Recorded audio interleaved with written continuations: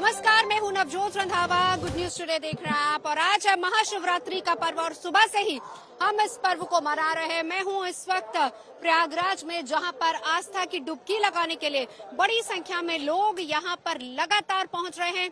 एक बार हम आपको तस्वीरें दिखा देते हैं। अभी तक क्या तस्वीर है प्रयागराज की।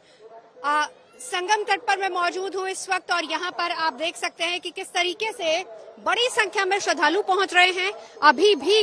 अभी भी श्रद्धालुओं का तांता लगातार लगा हुआ है। हालांकि उतनी भीड़ नहीं है जितनी सुबह हमें देखने को मिल रही थी, लेकिन अब कम से कम ये कहा जा सकता है कि धीरे धीरे ही सही, लेकिन अब 65 करोड़ से ज्यादा श्रद्धालु त्रिवेणी में आस्था की डुबकी लगा चुके हैं और खबर यह है कि शाम होने तक 66 करोड़ पार होने की उम्मीद है यह आंकड़ा।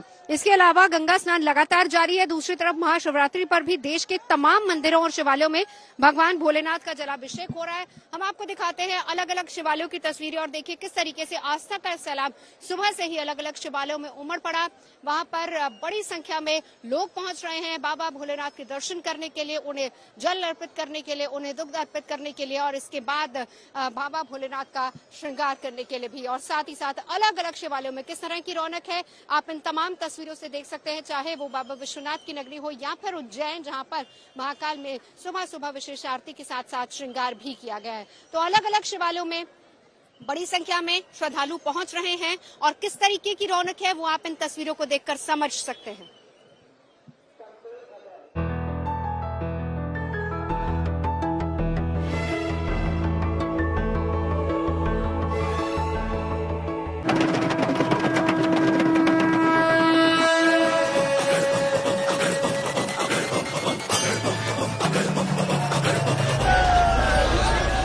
यहाँ आस्था का रंग है, श्रद्धा का उल्लास है, सनातन के रंग में रंगा ये प्रयागराज है। लगन तुमसे लगा बैठे, लगन तुमसे लगा बैठे, जो होगा देखा जाएगा। लगन प्रभु से लगा बैठे, जो होगा देखा जाएगा। महाशिवरात्रि पर श्रद्धालुओं का प्रयागराज में आस्था की डुबकी लगाने के लिए पहुंचने का सिलसिला जारी है। आज महाशिवरात्रि के महापर्व के साथ पिछले 1.5 महीने से चल रहे प्रयागराज महाकुंभ का समापन हो जाएगा। महाशिवरात्रि का आखिरी स्नान और हर कोई चाहता है शिद्दत के साथ कि हम किसी तरीके से आज शाम यानी कि दिन ढलने से पहले यहाँ पर स्नान कर लें। आज महाकुंभ का आखिरी दिन भी है और एक आस्थावान हमारे साथ हमें यहाँ चलते चलते मिले। आशुतोष। हाँ जी मैम। जी, आपको हैरानी होगी, इन्होंने लिखा है Mumbai to Kumbh without money, कि बिना पैसे से कोई कैसे आ सकता है। मैम, अगर मन में श्रद्धा हो और आज के दिन में अगर लोगों को बोला आप महाकुंभ जा रहे हो, तो बहुत लोग ऐसे मिले जो खुद नहीं जा सकते, तो उन्होंने मेरे को मदद की महाकुंभ पहुंचाने में। आपको कैसे मदद की उन्होंने? कोई ट्रक वाला था, कोई ऑटो वाला था, कोई मुस्लिम लोग थे। महाकुंभ के अंतिम महास्नान पर प्रयाग पहुंचे श्रद्धालुओं पर हेलीकॉप्टर से फूल बरसाए गए। दिव्य अलौकिक महाकुंभ के साक्षी बनने पर उनका सत्कार किया गया। देर रात तक संगम किनारे श्रद्धालुओं के स्नान, दान और तप का सिलसिला यूं ही चलता रहेगा। प्रयागराज की धरती पर हुए इस महायज्ञ में शामिल हुए सभी श्रद्धालुओं को मुख्यमंत्री योगी आदित्यनाथ ने बधाई दी। कि जिस लोक कल्याण के भाव की प्रेरणा देवादिदेव महादेव से हम सबको प्राप्त होती है, उस लोक मंगल की कामना से हम लोग अपने समाज के लिए, अपने राष्ट्र के लिए समर्पण भाव के साथ कार्य कर पाएंगे। इस विश्वास के साथ मैं महाशिवरात्रि की हृदय से बधाई और शुभकामनाएं पूरे प्रदेशवासियों को देता हूं। महाकुंभ में, काशी विश्वनाथ धाम में और प्रदेश के विभिन्न शिवालयों में प्रदेश से, देश से, दुनिया से जो भी श्रद्धालु आया है, इन सब का हृदय से अभिनंदन करता हूं।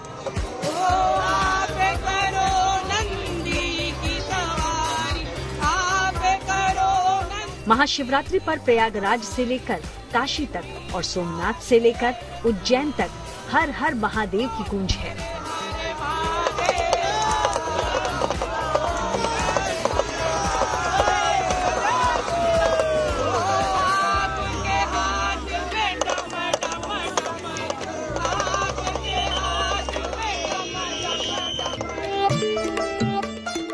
काशी पहुंचे साधु संन्यासियों ने महाशिवरात्रि पर वाराणसी में गंगा नदी में डुबकी लगाई। इससे पहले शानदार पेशवाई भी निकाली गई।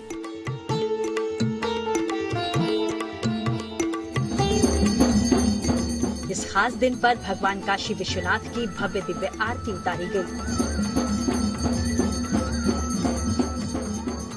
वाद्य यंत्रों की आवाज से चारों दिशाएं गूंज उठी।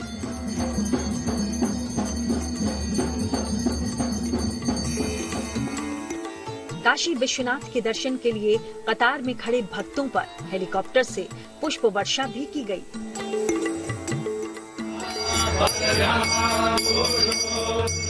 महादेव के भक्तों का ये उत्साह रामनगरी अयोध्या में भी नजर आया। महाशिवरात्रि पर बड़ी संख्या में यहाँ भी लोग रामलीला के दर्शन के लिए पहुँचे हुए हैं। देश के तमाम मंदिरों और शिवालयों में लोग महादेव की पूजा और जलाभिषेक के लिए पहुंच रहे हैं। उनका उत्साह देखते ही बन रहा है। भक्तों का भी जो है वो आज मिलन कर रहे हैं। भगवान गौरी शंकर मंदिर में की तस्वीर इस वक्त मैं दिखा रही हूँ, किस तरीके से भक्तों की भीड़ है आप देख सकते हैं।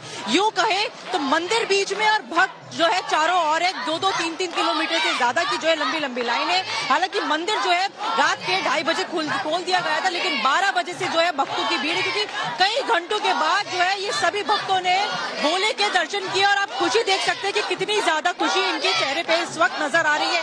आज फाइनली आपने दर्शन करे, मन प्रसन्न हुआ है। बहुत ज्यादा मन प्रसन्न हो गया। हर हर महादेव, जय भोले की। महाशिवरात्रि पर देश के मंदिरों और प्रयागराज महाकुंभ में उमड़ी भक्तों की भीड़ को देखते हुए सुरक्षा के कड़े इंतजाम किए गए हैं। मेला क्षेत्र में कई टीमें ग्राउंड पर मौजूद हैं, जबकि कंट्रोल कमांड सेंटर से भी पैनी नजर रखी जा रही है। उत्तर प्रदेश सरकार, पुलिस और मेला प्रशासन की यही कोशिश है कि महाकुंभ में आए श्रद्धालु सुनहरी यादों के साथ अपने घर लौटें। प्रयागराज से नवजोत रंधावा, दिल्ली से मनीषा लड्डा और मुंबई से धर्मेंद्र दुबे के साथ bureau report, good news today. हमारे साथ दो सहयोगी इस वक्त मेरे साथ जुड़ चुके हैं। वाराणसी से हमारे साथ इस वक्त मौजूद है कुमार अभिषेक, और दिल्ली में हमारे साथ गाजियाबाद के दुग्धेश्वर मंदिर से मनीष मेरे सहयोगी हमारे साथ मौजूद हैं। दोनों शिवालयों में किस तरह की रौनक है सुबह से? सबसे पहले अभिषेक बताइए, बाबा की नगरी में कैसी रौनक है? आज तो साधु संतों का भी स्नान वहाँ पर हुआ है, अभी कैसी रौनक है वहाँ? कुमार अभिषेक।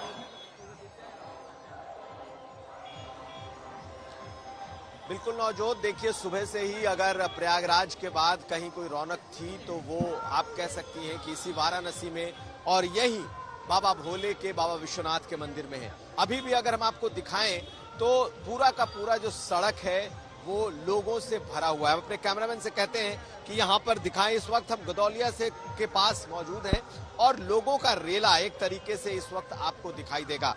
सुबह से ही, यानी कि कह सकते हैं कि ब्रह्म मुहूर्त से ही लोगों की लाइन लगनी शुरू हो गई थी। गंगा में स्नान के बाद लोग मंदिरों का रुख कर रहे थे, और खासकर विश्वनाथ मंदिर का।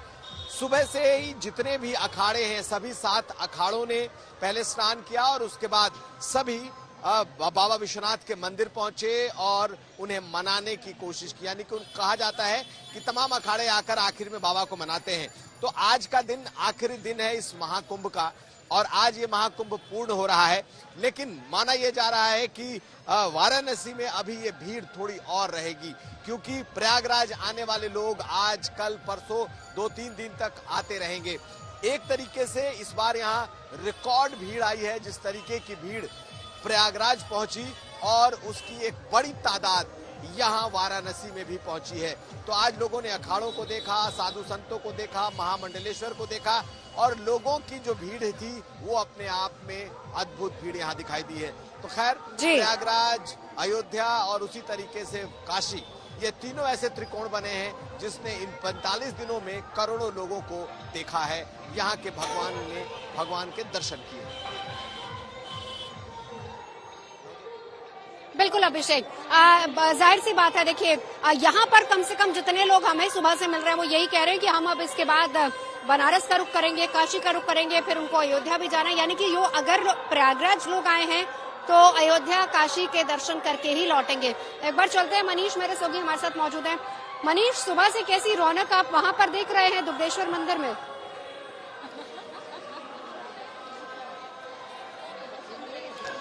देखिए, महाशिवरात्रि का दिन और आज के दिन में गाजियाबाद का दुग्धेश्वर नाथ मंदिर बहुत मायने रखता है यहाँ के श्रद्धालुओं के लिए। आपको बता दूं कि दिल्ली एनसीआर से लोग यहाँ पहुँचते हैं। सुबह से ही यहाँ श्रद्धालुओं की लंबी कतार है। ये जो आप लाइन देख रहे हैं, लाइन में खड़े श्रद्धालु देख रहे हैं, ये मेहजबानगी भर गए। आप मंदिर के बाहर जाएंगे तो लगभग 2 किलोमीटर की लंबी लाइन लगी हुई है। लोगों को 2-2 घंटे लग रहे हैं इस द्वार तक पहुंचने में, भोले के दर्शन करने में। मंदिर को बेहद भव्य तरीके से सजाया गया है और जो लोग हैं वो भी बहुत अनुशासन के साथ इस लाइन में लगे हुए हैं। वो जानते हैं कि अगर अनुशासन टूटा, कुछ गड़बड़ी हुई तो दिक्कत उनके लिए हो जाएगी। इसीलिए आप देखिए कि श्रद्धालु भले ही लंबे टाइम से खड़े हों लाइनों में, लेकिन उनके चेहरे पर कोई शिकन नहीं, कोई परेशानी नहीं। सब इसी उम्मीद में जब यहाँ पर पहुँचते हैं तो उनकी सारी उम्मीदें पूरी होती हैं। उन्हें उल्लास लगता है कि बस अब कुछ ही दूर बाबा रह गए हैं, उनके दर्शन होने वाले हैं। तमाम लोग हैं लाइन में, उनसे बात कर लेते हैं। क्या नाम है आपका? सारांश। सारांश, कितनी देर से लाइन में है आप? Approx 1.5 our. 1.5 घंटे से आप लाइन में रहते हैं आप? नहीं। आज का दिन यहाँ पहुँचना कितना जरूरी समझते हैं आप? आज की तो इम्पोर्टेंस ही है सारी, आज की तो सारी इम्पोर्टेंस है। क्या मांग रहे हो बाबा से? ऐसा कुछ नहीं है। चलिए, अपनी अपनी इच्छा है, अपनी मनोकामना लोग बताते नहीं क्योंकि उनको लगता है कि नजर लग जाएगी। क्या नाम है? आशना। कितनी देर से लाइन में है आप? 3 घंटे से। 3 घंटे से। 3 घंटे से आप लाइन में हो। कोई दिक्कत तो नहीं हुई इस पूरे रास्ते में? नहीं। क्या मांग रहे हो? कुछ नहीं। देखिए, लोग बता रहे हैं कि वो 3-3 घंटे से लाइन में है और जब लाइन में लगने के बाद इस तरह से पास में पहुंचते हैं तो फिर फोन में फोटो निकालना होता है, सेल्फी लेनी होती है, क्योंकि ये भी एक हिस्सा है कि वो चाहती हैं कि बाबा के साथ उनकी यादें बनी रहें। क्या नाम है? प्राची। कितनी देर से लाइन में है? व्यवस्था ठीक है, कोई दिक्कत नहीं? बस टाइम बहुत लग रहा है, इतना नहीं लगना चाहिए बाय द वे, बट ठीक है। टाइम लगा? 3-4, हाँ 1 बजे से लगे हैं। 1 बजे से लगे? बिल्कुल मनीष। देखिए, ये बताता है कि बाहर कितनी लंबी लाइन है। 3-3 घंटे लोग लाइन में लगकर अब यहाँ पर पहुँच रहे हैं। दोपहर में हल्की सी गर्मी भी थी, उमस भी थी, लेकिन जाहिर सी बात है कि आस्था बहुत बड़ी है। वहाँ केवल मनीष 3 घंटे की बात हो रही है। अगर यहाँ हम महाकुंभ की बात करें, लगातार हम दिखाई रहे हैं, लोग 20-20, 24-24, 50 घंटों का सफर तय करके यहाँ पे पहुंच रहे हैं। बहुत शुक्रिया कुमार अभिषेक आपका। मनीष, आपका भी बहुत बहुत शुक्रिया इस पूरी जानकारी के लिए। हमारे साथ कुछ खास मेहमान मेरे साथ इस वक्त यहाँ पर मौजूद है प्रयाग की धरती पर, और साथ ही साथ स्टूडियो से हमारे साथ राज मिश्रा मौजूद है। हम आपके पास आएंगे, लेकिन उससे पहले आशीष मेरे सहयोगी हमारे साथ हैं।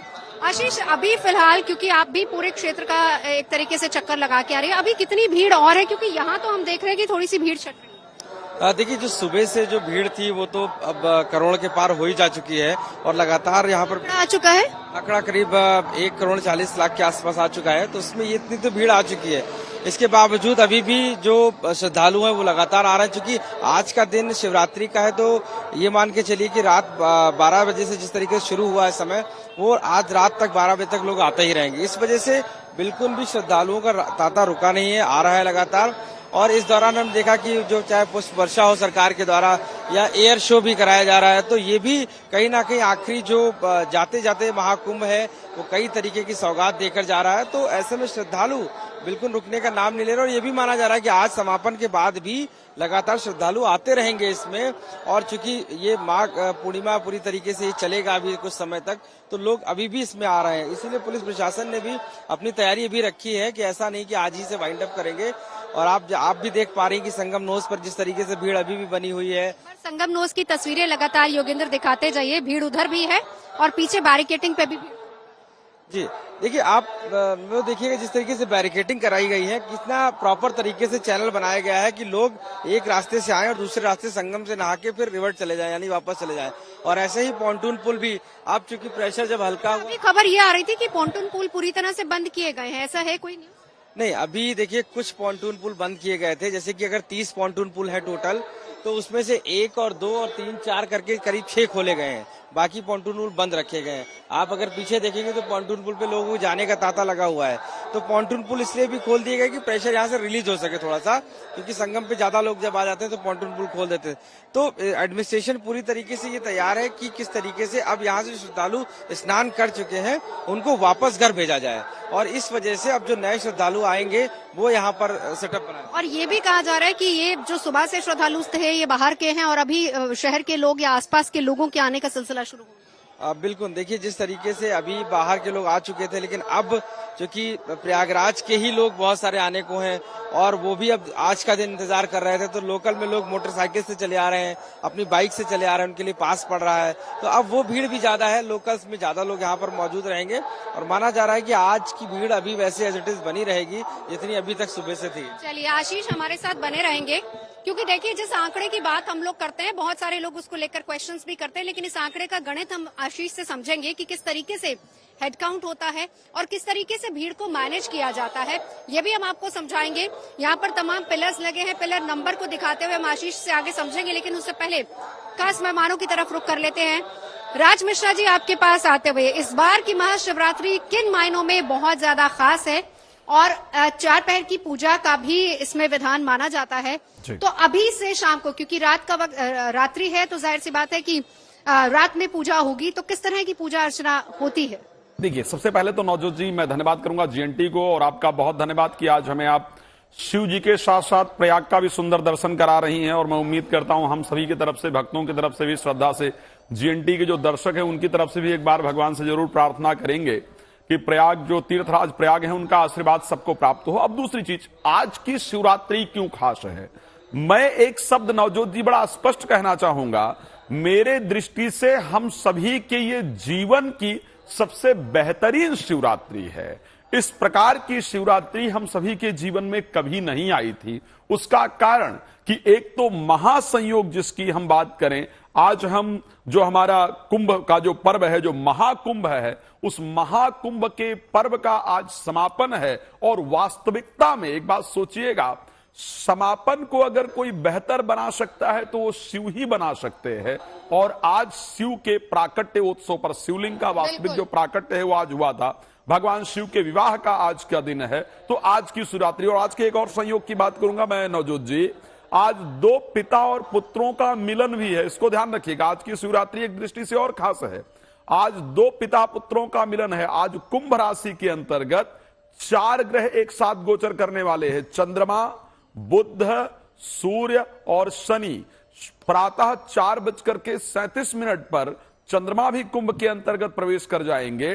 तो 2 पिता पुत्रों का मिलन, 4 ग्रहों का एक साथ होना, आज महाकुंभ का समापन होना, श्रवण नक्षत्र के अंतर्गत चंद्रमा का होना, ये अपने आप में बहुत सुंदर संग। आपने 4 प्रहर की पूजा की बात की है।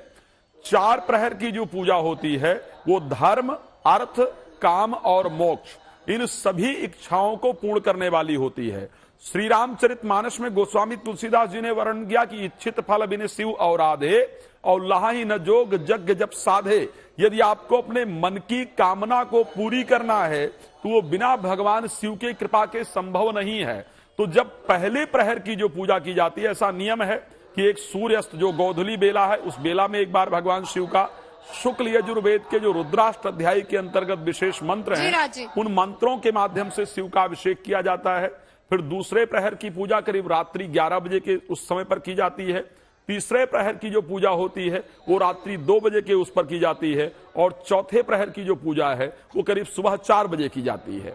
और अगर इन चारों प्रकार की जो पूजाएं हैं, चारों प्रहर की पूजाएं हैं, इसमें पंचोपचार विधि से दूध, दही, शहद, गंगा जल, घृत इत्यादि मिश्रित करके अभिषेक किया जाता है। और ये सभी कामनाओं को पूर्ण करने वाला होता है। जी नवजोत, बिल्कुल राज जी, मैं आपके पास लौटूंगी। हमारे साथ यहाँ पर जितने भी गेस्ट हैं एक बार उनसे भी इंट्रोड्यूस करा देती हूँ। शिवम है, कवि हैं, हमारे साथ लवली भीम जी हैं, ये सिंगर है, गाते हैं। और हमारे साथ इस वक्त एक और खास मेहमान मौजूद हैं, प्रोफेसर सूर्यदेव सिंह। बहुत स्वागत है आपका। और खास बात आप ही से हम शुरुआत करना चाहेंगे क्योंकि आप बहुत अच्छे तरीके से वर्णन कर सकते हैं। शिवरात्रि के पर्व पर शिव और पार्वती के मिलन का दिन इसको कहा जाता है, मिलन की रात इसको कहा जाता है। तो शिव और पार्वती के मिलन की रात क्या संदेश सृष्टि के लिए है? सृष्टि के लिए संदेश है कि हम सब मिलजुल कर रहें और इस सृष्टि पे जो भी ब्रह्मांड के द्वारा क्रिएटेड जो भी चीज है वो सब को हमें एक्सेप्ट करना चाहिए, सुख दुख में समान भाव से रहना चाहिए। और इस प्रश्न के माध्यम से मैं बताना चाहूंगा कि मैं पहले दर्शकों को बता दूं कि ये जो इनके हाथ में शिव पुराण का प्रथम पद्य रूपांतरण है और उसी की एक किताब है, तो इसी के हिसाब से हमें बताइए क्या संदेश उसमें छिपा हुआ है सृष्टि के लिए। तो ये महाशिवरात्रि का आज का दिन और ये प्रयागराज का महाकुंभ सनातन धर्म के इतिहास का अविस्मरणीय और अद्भुत पल है, क्योंकि इसी प्रयागराज महाकुंभ के मंथन से ये शिवायन ग्रंथ जो है, जो संपूर्ण शिव पुराण का हिंदी में सरल भाषा में 40 वर्षों की तपस्या के बाद परम पूज्य ने श्री संत श्री कृष्ण मुरारी साहब सक्सेना जी ने इसका शिव जी की आज्ञा से, क्योंकि शिव जी उनके सपने में आए थे और उन्होंने आदेशित किया कि भाई शिव जी के हमारे उनका जो वर्णन है महिमा वो सनातन धर्म प्रेमियों को सरल भाषा में उपलब्ध हो। तो सिद्ध दोहे चौपाई छोटे के माध्यम से 11 खंडों में ये ग्रंथ है, जिसकी क्या संदेश है आज के दिन। इस देखिए आज के दिन तो ये संदेश है, जैसे शिव जी अपने विवाह को चले थे तो उनके बारात में विष्णु जी भी थे और उनके साथ अन्य गण भी थे, जो कि किसी का धड़ था तो किसी का सर नहीं, सर था तो धड़ नहीं। इसी प्रकार आपके भी जीवन में, हमारे भी जीवन में हर तरह के लोग आते हैं, तो उनसे डरना नहीं है, उनसे भयभीत नहीं होना है, सबको समभाव से लेके चलना है। और एक्सेप्टेंस और सब लोग एक बराबर हैं, वो संदेश जी, क्योंकि आप किसी को एक्सेप्ट नहीं करती है ना तो आपको भी पीड़ा होती है। और मैं तो कहता हूं कि हर एक व्यक्ति के जीवन में जो कठिनाइयां होती हैं, विलन बहुत इंपॉर्टेंट है। विलन कई बार व्यक्ति भी हो सकता है, परिस्थिति भी हो सकती है। तो शिव जी के जीवन में भी आदिदेव महादेव हैं, भूत भगवान भगवान है, उनके भी जीवन में कठिनाइयां आई है। जब सती नहीं रही, सती ने अपना देह त्याग कर दिया, तो हम सब मानव को भी उनके जीवन से सीखना चाहिए। जिस तरह से रामचरितमानस जन जन में लोकप्रिय हुआ क्योंकि गायन शैली में था, ये भी अद्भुत ग्रंथ है, सिद्ध दोहे चौपाई छोटे से रचित है। इसी को हम थोड़ा सा 2 लाइनें सुन भी लेते हैं लवली जी से, कुछ सुनाएंगे आप। हेलो मैम, आपके चैनल के माध्यम से जितने भी लोग मुझे देख रहे हैं उनको महाशिवरात्रि की ढेर सारी शुभकामनाएं और आप सभी को लवली भीम सिंह का सादर प्रणाम संगम नगरी से। 2 लाइनें सुना दी। और मैं जो है क्या कहते हैं, इसी शिवायन का परम पूजनीय संत श्री कृष्ण मुरारी सहाय सक्सेना विरचित महाराज जी द्वारा रचित श्री शिवायन शिव पुराण का हिंदी में जिन्होंने रूपांतरण किया है, पद रूपांतरण किया है, उसी का जो है 2 लाइन सुनाना चाहूंगा अपनी 2 आवाज में। जय जयकारा चहु दिसी भय ध्वनि अपरंपार, पुष्पन वर्षा करत हैं सबही मंडप मझार। दुल्हन दुल्हा डोले महलन गई संभार, कुल की रीतें करी सब सादर भली प्रकार।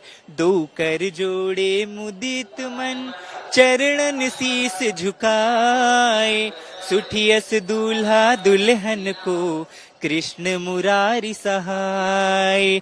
सुठियस दूल्हा दुल्हन को कृष्ण मुरारी सहाय। बात है। और हमारे साथ शिवम भी हैं। शिवम तो प्रयाग की धरती से बहुत अच्छे से वाकिफ हैं और अपनी कलम से सबको बताते रहते हैं कि आखिर महाकुंभ इतना अहम क्यों है, प्रयाग की धरती इतनी अहम क्यों है। तो आज समापन है, क्या 2 लाइनें सुनाएंगे कविता की। पहले तो ये है कि हमारे लिए महाशिवरात्रि और ये जो महाकुंभ है प्रयाग वासियों के लिए एक अलग तरह का अनुभव है। पहली बार इतना बड़ा अनुभव है। तो मैंने कभी पंक्तियां लिखी थी कि क्या है ये पूरा भारतवर्ष और प्रयाग की धरती, कि ये राजा राम की धरती, ये कृष्णा का बसेरा है, ये शिव जी की जटा गंगा, ये दुनिया का सवेरा है। ये शिव जी की जटा गंगा, ये दुनिया का सवेरा है। ये काशी है, अयोध्या है, ये मक्का है, मदीना है, ये मेरी माँ का आंचल है, ये भारत देश मेरा है। और माँ गंगा के इस तट पर बैठे हैं, शिव जी की जटा से माँ गंगा निकली हैं।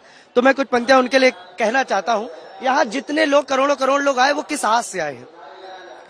आगे जितनी सांस बची है माँ गंगा, आगे जितनी सांस बची है माँ गंगा, एक तेरी ही आस बची है माँ गंगा।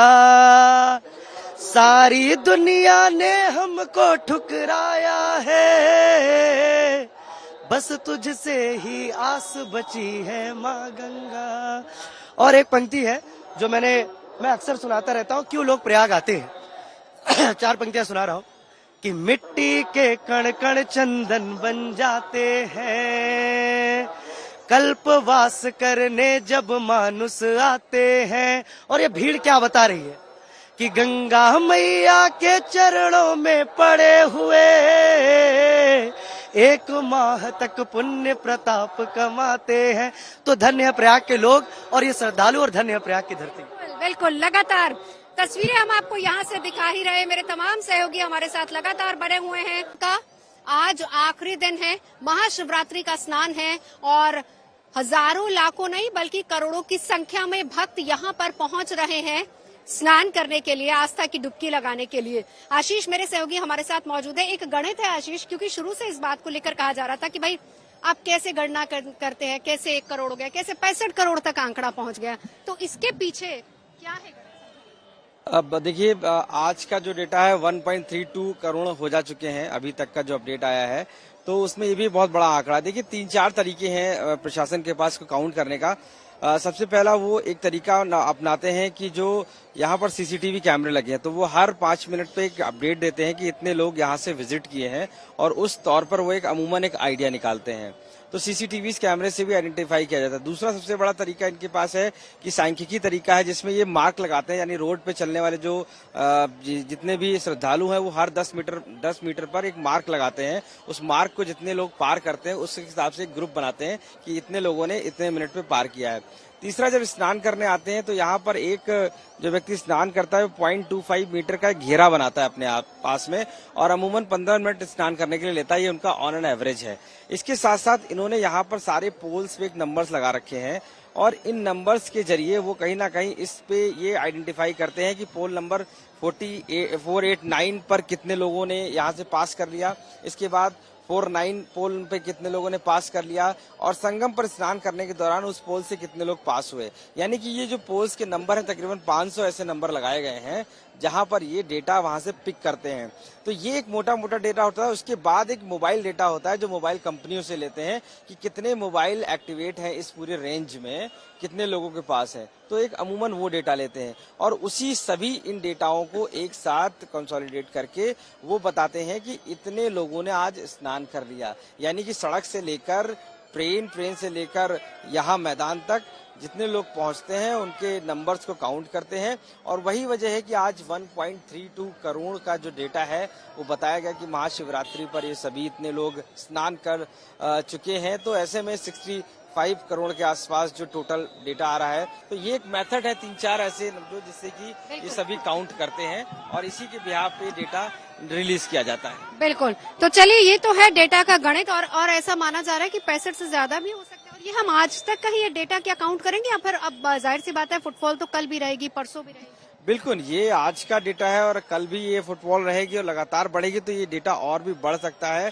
लेकिन जो काउंट उसको करेंगे या शिवरात्रि महाकुंभ का ही करेंगे हम लोग, क्योंकि महाकुंभ के एंड तक का कितने लोग वहां पर आए हैं, और वही डेटा एक तरीके से वाइंड अप होगा। इसके बाद जो आएगा हम उसको काउंट जरूर करेंगे, इतने लोग विजिट किए हैं, बट इस महाकुंभ का जो पीरियड है उस दौरान इतने लोगों ने विजिट किया है, वो इम्पोर्टेंट गवर्नमेंट के लिए वही शो है। तो चलिए, खास मेहमान हमारे साथ मौजूद है। राज मिश्रा जी, अब आपके पास आते हुए आपने बहुत अच्छे तरीके से बताया कि किस तरीके से 4 पहर की पूजा बहुत इंपॉर्टेंट होती है। अब आम जन के लिए भी बताइए, क्योंकि महासहयोग भी बन रहे हैं, शुभ सहयोग भी बन रहे हैं, तो ऐसे में आम लोग किस तरीके से आराधना कर सकते हैं भगवान शिव की? आपने एक प्रश्न किया था नवजोत जी, अभी वहीं पर एक प्रश्न किया था कि आखिर हम आज के इस शिव पार्वती जी के मिलन को समाज किस प्रकार सीख सकता है, लोग किस प्रकार सीख सकते हैं। खैर, आपका प्रश्न जो है मैं उसका उत्तर जरूर देने आऊंगा, लेकिन एक छोटा सा इंसिडेंट है भगवान शंकर का, एक छोटा सा वाक्य है जिसको मैं चाहता हूं कि शायद हम सब लोग जाने। और हम शिव को पूजते हैं लेकिन हम शायद शिव से सीखते नहीं है, बहुत महत्वपूर्ण है। श्री रामचरितमानस के बालकांड के अंतर्गत दोहा नंबर 57 पर एक चौपाई आती है जब माता सती भगवान राम की परीक्षा लेने के लिए जाती हैं और भगवान शंकर कहते हैं कि शिव संकल्प कीन मनमाही यही तन सती भेंट अब नाही। अब मैं इस शरीर से, क्योंकि उन्होंने सीता जी का स्वरूप धारण किया है और वो माँ, मैं सीता जी को मां मानता हूं, सती को मैं पत्नी के रूप में स्वीकार नहीं करूंगा, लेकिन वो भाव को प्रकट नहीं करते हैं। सती समझ जाती हैं और सती अंदर ही अंदर दुखी होती हैं। और फिर उसके बाद शिव जी ने क्या किया, आप उसको सुनने लायक है। श्री रामचरितमानस में गोस्वामी जी ने कहा कि सती ससोच जान वृषकेतु कही कथा सुंदर सुख हेतु और वर्णत पंथ विविध इतिहासा समूहनाथ पहुंचे कैलासा। सोचिए, सती जी ने बात नहीं माना शिव जी का, जाकर के राम की परीक्षा ली और सच्चाई बताया भी नहीं, आकर शिव जी से झूठ बोला। आज की परिस्थिति में यदि कोई पारिवारिक व्यक्ति या जिस पर आप भरोसा करते हैं, अगर वो आपसे झूठ बोले तो फिर आप उसको कितना बुरा भला कहते हैं, कितना क्रिटिसाइज करते हैं। लेकिन शिव जी के विरोध के तरीके को देखिए, जब शिव जी सती से विरोध करते हैं तो और ज्यादा प्रेम करना प्रारंभ कर देते, और ज्यादा प्रेम करते हैं उनको, और अच्छी अच्छी कहानियां, अच्छी अच्छी कथा सुनाते हैं। तो ये शायद सीखने का विषय है, और आज जो व्यक्ति कर सकते हैं, आपको कुछ ज्यादा करने की आवश्यकता नहीं है। बहुत कुछ सीख सकते हैं, जैसा आप बता ही रहे हैं राज मिश्रा जी। बिल्कुल, हमारे शास्त्र, हमारे ग्रंथ बहुत कुछ हमें सिखाते भी हैं। आप रहिए हमारे साथ राज मिश्रा जी। प्रोफेसर साहब, आपसे बात करते हैं, क्योंकि देखिए महाकुंभ का बहुत ही खूबसूरत अवसर, आज आखिरी दिन भी है, प्रयाग में महाकुंभ है, महाशिवरात्रि का पर्व आज हम मना रहे हैं। शिव और महाकुंभ दोनों एक दूसरे से जुड़े हुए हैं, तो क्या यहाँ से शिव और महाकुंभ तो ऐसे जुड़े हैं कि आप इनको अलग कर ही नहीं सकते, क्योंकि महाकुंभ की मूल में आप जाएंगे तो समुद्र मंथन था। समुद्र मंथन नहीं होता तो अमृत नहीं निकलता, अमृत नहीं निकलता तो वो चार ब्रह्मांड में 4 स्थल पे वो गिरता नहीं, तो कुंभ होता नहीं। तो कुंभ और शिव जी एक दूसरे से बिल्कुल अकाट्य रूप से जुड़े हुए हैं। तो जब शिव जी की चर्चा हो, जब कुंभ की चर्चा होगी तो बिना शिव जी की चर्चा किए अधूरी है। तो अभी शिव जी के मतलब ये अद्भुत 144 साल बाद जो आया शिव जी, जो महाकुंभ है प्रयागराज का, वो सनातन धर्म के इतिहास का अद्भुत पल है। क्योंकि शिव जी का ही ये समझिए कि कुछ कॉस्मिक कनेक्शंस थे, कुछ निमित्त हम बने, आप और हम। क्योंकि मेरे हाथ में जो ग्रंथ जो मैंने आपने दिखाया था पहले भी, कि ये इसका जो रचना कर्म है 40 साल पहले पूरा हो चुका था। 1985 में पूरा हो गया था, मैं 4 साल का था।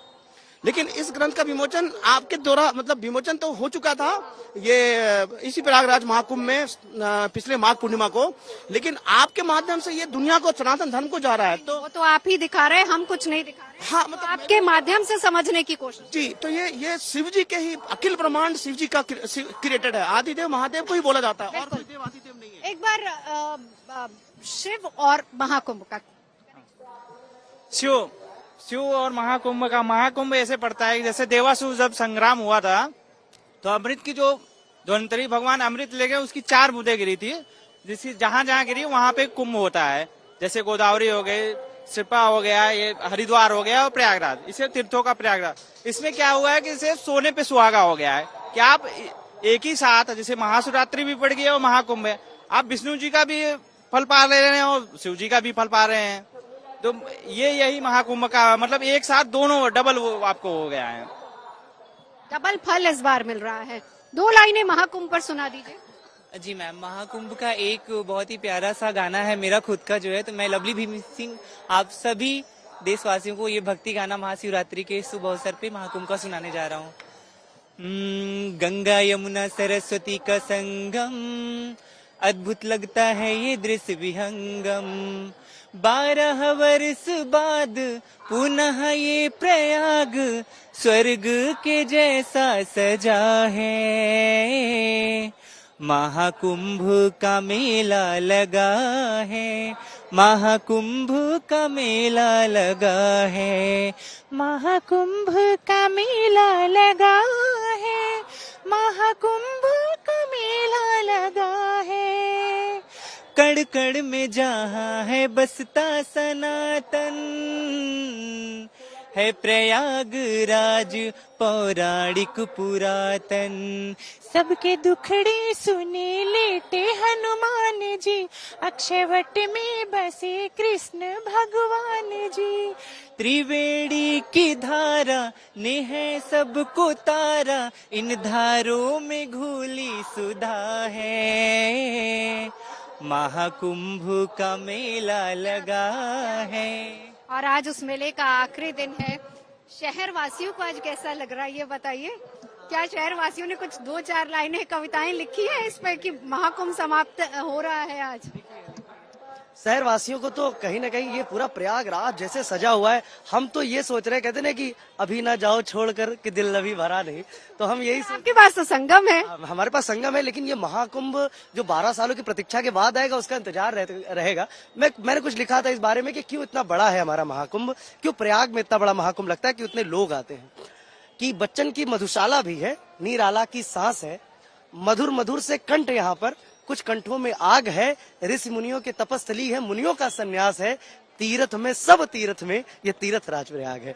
तीर्थ में सब तीर्थ में तीर्थराज प्रयाग है। तो तीर्थराज प्रयाग में पूरे विश्व के लोग आए और हम प्रयागवासी बहुत आह्लादित हैं उनकी सेवा करके। उनके लिए पलक पावड़े बिछाए हुए हम सभी ने इनका सम्मान किया। और आज महाकुंभ का अंतिम दिन है। भगवान शिव की आराधना के साथ आज हम महाकुंभ के अंतिम दिन को समाप्त करेंगे। और आगे भी ऐसा हो तो मैं 4 पंक्तियां माँ गंगा के लिए कह देना चाह रहा हूँ कि इस तट पर लोग क्यों आ रहे हैं, क्या कारण है। कि अपना सब कुछ वार दिया है माँ गंगा, हमको इतना प्यार दिया है माँ गंगा। और आज शंकर जी की बात है। और महाकुंभ की शुरुआत भी विष पीते, विषपान करते और अमृत देते हैं, वहां से शुरुआत होती है। कि अपना सब कुछ वार दिया है माँ गंगा, हमको इतना प्यार दिया है माँ गंगा। अमृत के बदले तू विष पी लेती है, शंभु का अवतार लिया है माँ गंगा। तो माँ गंगा शंकर भगवान की जटाओं से जरूर निकली है, लेकिन उनका पूरा कर्म भगवान शंकर की तरह है। जैसे वो विष पीते हैं वैसे माँ गंगा हमारे पापों को लेकर हमें अमृत प्रदान करती है और पूरे विश्व को अमृत प्रदान किया। इसलिए हम सभी प्रयागवासी सदैव ऋणी रहेंगे कि हम प्रयागराज में जन्म हुआ हमारा और हम प्रयागराज में। राज मिश्रा जी आपके पास आते हुए, देखिए हम जब से महाकुंभ की शुरुआत हुई है हम एक सवाल हमेशा कर रहे हैं। 144 साल बाद की बात हो रही है, शुभ योगों की, शुभ संयोगों की बात हो रही है, लेकिन ये क्षण ना खासतौर पर जैसे शिवम बता रहे हैं प्रयाग वासियों के लिए भी एक भावुक क्षण है और आम जन के लिए भी एक भावुक क्षण है कि अब महाकुंभ जो है वो बिल्कुल आज उसका आखिरी दिन है और इसके बाद इस तरह का मेला 12 साल बाद लगेगा। देखिए आपके मन में क्या भाव आज आ रहे हैं? देखिए वास्तविकता में जो परिस्थितियां इस समय पर है, जो परिस्थिति जो हम लोग इस भाव को देख रहे, जो इतना दिन जो आनंद को प्राप्त कर रहे थे, शायद वो परिस्थिति देखने के लिए हृदय तो नहीं कहता है कि ये परिस्थिति खत्म हो या कुंभ खत्म हो, इस प्रकार की परिस्थिति नहीं कहती। जिस प्रकार श्री रामचरितमानस के अंतर्गत ये वर्णन है कि भगवान राम को देखने के लिए जिस नगर से, जिस ग्राम से भगवान राम जाया करते थे, उस नगर के लोग कहा करते थे कुछ देर प्रभु और ठहरें। उसी प्रकार ये इच्छा रहती है कि हां कुछ समय कुंभ और हो, जो अमृत की वर्षा। और इसलिए मैं कहता हूं, शायद मैं सिर्फ मानव के विषय में नहीं कह रहा हूं नवजोत जी, श्री रामचरितमानस के अंतर्गत गोस्वामी जी ने कहा कि देव दनुज किन्नर नर श्रेणी और सादर मज्जहि सकल त्रिवेणी। तो यहां पर सिर्फ जो मानव नजर आ रहे हैं तो आ ही रहे हैं, वो देवता जो तीनों लोकों से उतर करके धरती पर आए हैं, वो जब तक इस धरती के अंतर्गत हैं उनकी सात्विक ऊर्जा हम सभी को प्राप्त हो रही है। जब कुंभ का समापन हो रहा है आज, तो वो जो देवता अपने अपने लोक को पहुंचेंगे, निज स्तुति कर पहुंचे निज निज धाम, जिस प्रकार भगवान राम के प्राकट्य का वर्णन किया गया था, तो जो वो देवता अपने अपने लोक को जाएंगे तो जो उनकी जो छत्र छाया मिल रही थी, जो सात्विक ऊर्जा मिल रही थी, जो हमें प्रसन्नता दे रही थी, वो जो सात्विक ऊर्जा, जो छत्र छाया अब नहीं प्राप्त हो पाएगी कुछ दिनों तक। उसका कहीं ना कहीं दिल के अंदर ये जरूर महसूस होता है कि कुछ अधूरापन है। और इतने दिन हम लोग भी बैठ करके चैनल पर प्रतिदिन नई नई धार्मिक चर्चाओं को करने का सौभाग्य प्राप्त हो रहा था, भगवान शिव की कथाओं को सुनने का सौभाग्य और चर्चा करने का सौभाग्य प्राप्त हो रहा था। आप जीएनटी ने, आप लोगों ने इतनी मेहनत करके, मुझे नहीं लगता है किसी चैनल ने इतनी मेहनत की होगी कि एक भी दृश्य कुंभ का नहीं छूटा हो, वो जो विहंगम दृश्य संतों का था वो नहीं छूटा हो। आप सब लोगों ने एक एक क्षण, एक एक पल जो कुंभ का है वो सबको दिखाया था। और मैं कहूंगा शायद जीएनटी ही एक ऐसा चैनल है जिसने लोगों के घरों में कुंभ को ले जाकर के स्थापित कर दिया है। आप लोगों की मेहनत ने लोगों के घर को कुंभ बना दिया। देखिए राज जी, ये बात तो आपने सही कही है तो ये जो परिस्थिति थी, इसका ये कहीं बात ना तो आपने कहीं बिल्कुल सही कही, क्योंकि मैं जब यहाँ पहुंची ना, 3-4 दिन हो गए हैं राजी यहाँ, और हर कोई मुझे यही कह रहा है कि गुड न्यूज टुडे, मतलब आप लोग तो कुंभ दिखा रहे हैं, हम आपके माध्यम से कुंभ देख रहे हैं। बहुत लोगों ने ऑन कैमरा हमको ये बात कही। राजी हमारे साथ रहिए। आचार्य महामंडलेश्वर श्रीमंत स्वामी श्रीपदनाभ शरण देवाचार्य जी हमारे साथ इस वक्त जुड़ चुके हैं। स्वामी जी, आपके पास आते हुए 2 सवाल है मेरे, क्योंकि आप बहुत देर से जुड़े हैं। 2 सवाल इकट्ठे पूछ लेती हूँ। पहला तो ये, आज शिवरात्रि है, महाकुंभ शिवरात्रि, दोनों की महिमा कैसी, और आज महाकुंभ समाप्त भी हो रहा है।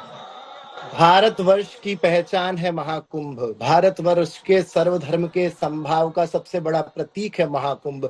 जहां देखा जाए, अगर विचारणीय विषय से देखेंगे तो महाकुंभ एकमात्र ऐसा हमारे यहाँ अवसर आता है जब कोई अपनी जाति पाति धर्म अपनी मान्यताओं से ऊपर उठ करके जब वो केवल अपने सनातनी होने का गौरव प्राप्त करता है, और वो केवल इस बात को हृदयंगम करके कि मैं सनातनी हूँ और मुझे कुंभ में एक डुबकी लगानी है क्योंकि मेरा धर्म इसके लिए मुझे आज्ञा देता है, अपना धर्म पालन करने के लिए जब एक सनातनी व्यक्ति के मन में धर्म पालन की इच्छा आती है तो वो कुंभ की ओर प्रस्थान करता है। कुंभ एक ऐसा अवसर है, देव धनुष किन्नर नरश्रेणी सादर मज्जहि सकल त्रिवेणी, यहाँ सबके लिए अवसर है। कौन ब्राह्मण, कौन क्षत्रिय, कौन वैश्य, कौन शूद्र, कौन शैव, कौन वैष्णव, कौन शाक्त, यहाँ सारे सनातन धर्म की परंपराएं आकर के एकजुट हो जाती हैं। कुंभ का अवसर भी ऐसा ही हुआ।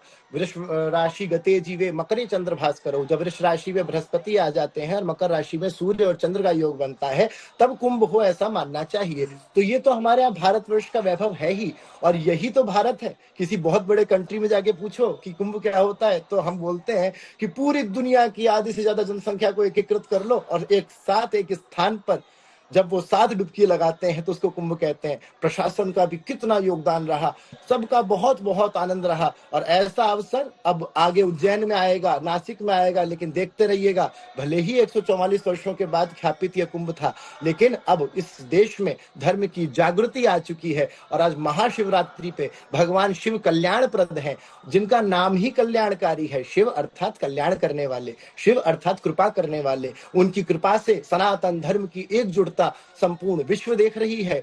बड़े बड़े संत साधु संतों का दर्शन करने तो हम जाते ही हैं, लेकिन आप सोचिए, इस देश ने, अब दुनिया ने विचार किया होगा कि इतने करोड़ों लोग अपना सब कुछ छोड़ करके किसी भी विधि से कुंभ में पहुंच रहे हैं। ये लोग भी, ये श्रद्धालु भी, जिनके अंदर सत्य और धर्म वास करता है, यही तो हमारे सनातन धर्म के प्रतीक हैं। यही तो हमारे सनातन धर्म की पहचान है कि इनके पीछे ही हम सब टिके हुए हैं। इन लोगों का इतनी आस्था का जो दृश्य इस बार हमने अपने नेत्रों से देखा, हमें नहीं लगता कि संपूर्ण विश्व ने इससे पहले कोई ऐसा दृश्य देखा होगा, या संपूर्ण विश्व में इससे पहले कोई ऐसी व्यवस्था हुई भी होगी जहां सब ने अपनी जात पात धर्म भुला करके केवल सनातनी और केवल सनातनी, ये जब डिमडिम घोष हुआ, तो इसलिए ये कुंभ हम सब के लिए अमृतत्व की प्राप्ति का कुंभ था। ये कुंभ हम सब के लिए ज्ञान प्राप्ति का कुंभ था, और आप लोगों ने भी बहुत व्यवस्था बनाए रखी। और अगर कुछ अव्यवस्था हुई उसके लिए तो हम भगवान से प्रार्थना करते हैं, लेकिन साथ में ये जरूर कहेंगे, इतनी बड़ी व्यवस्था को सुचारू रूप से चला लेना, उसके लिए सबका साधुवाद है। आपको भी साधुवाद है। बिल्कुल बिल्कुल, बहुत बहुत आपने बहुत अच्छी बातें यहाँ पर कही हैं। चलिए एक बार फिर से आपको तस्वीरें दिखा देती हूँ। शाम का वक्त हो चुका है, 5 बजने वाले, लेकिन देखिए यहाँ पर श्रद्धालुओं का तांता अभी भी लगा हुआ है। और खास तौर पर अगर हम संगम नोस की तस्वीरें दिखाएं, क्योंकि हर कोई जो भी यहाँ पर आता है वो यहीं पर स्नान करना चाहता है, और यहाँ पर दूर दूर जहाँ भी नजर जाएगी श्रद्धालुओं का तांता लगा हुआ है। हालांकि बैरिकेड्स धीरे धीरे करके हटाए जा रहे हैं, क्योंकि श्रद्धालुओं की जो संख्या है वो कम हो रही है। एक तस्वीर बहुत इंपॉर्टेंट है दिखानी, योगेंद्र जरा दिखाइए, कि जैसे जैसे पूरा क्षेत्र खाली हो रहा है, इस बात को सुनिश्चित किया जा रहा है कि पूरे एरिया को साफ किया जाए, उसको स्वच्छ बनाया जाए। बाकायदा यहाँ पर जो स्वच्छता कर्मी हैं वो लगे हुए हैं इस पूरे एरिया को क्लीन करने के लिए, ताकि किसी तरह की कोई गंदगी ना रहे। लगातार जो एरिया खाली हो रहा है उसे लगातार क्लीन भी किया जा रहा है। ये तस्वीरें तो हम आपको दिखा रहे हैं, लेकिन शिवम से हम 2 पंक्तियां और सुन। पहले तो मैम, जो लोग संगम में स्नान कर रहे हैं वो शिव जी से क्या मांग रहे होंगे, वो क्या कह रहे होंगे? अहंकार को जला रहा हूँ, आज यज्ञ पूरा होगा। अहंकार को जला रहा हूँ, आज यज्ञ पूरा होगा। मैं ईश्वर को बुला रहा हूँ, आज यज्ञ पूरा होगा। मन की पीड़ा समझ रहा है वो जो सबकी सुनता है, मन की पीड़ा समझ रहा है वो जो सबकी सुनता है। मकड़ी केवल चुलती है, जाले को वही बुनता है। अपने हाथों से जिसने सबरी माता को तारा है, अपने हाथों से जिसने सबरी माता को तारा है, जिसने संसार को जीता है, जिसने रावण को मारा है, धूली माथे पर लगा रहा हूँ, आज यज्ञ पूरा होगा। मैं ईश्वर को बुला रहा हूँ, आज यज्ञ पूरा होगा। और अंतिम पंक्तियां हैं कि सर्वत्र व्याप्त है जो जग में, तीनों लोकों का स्वामी है। सर्वत्र व्याप्त है जो जग में, तीनों लोकों का स्वामी है। प्रारब्ध अंत पर्याय हुए, सृष्टि जिसकी अनुगामी है। अंगुली पर पर्वत डोला है। क्यों ये सारा प्रक्रम हो रहा है? अंगुली पर पर्वत डोला है, मुख में ब्रह्मांड समाया है। त्रिभुवन में जो कुछ होता है ये माँ गंगा की माया है। मैं मंत्र पुनः दोहरा रहा हूँ, आज यज्ञ पूरा होगा। मैं ईश्वर को बुला रहा हूँ, आज यज्ञ पूरा होगा। तो आज हमारे सारे श्रद्धालु ईश्वर को बुलाएंगे, माँ गंगा में स्नान करेंगे और आज सभी का यज्ञ पूरा हो, ऐसी मनोकामना है। मैं अपनी कविताओं के माध्यम से ऐसी मनोकामना कर रहा हूँ। चलिए, इन्हीं तमाम मनोकामनाओं को लेकर लोग यहाँ पर आते हैं, आस्था की डुबकी लगाते हैं और आंकड़ा 65 करोड़ तक पहुंच चुका है।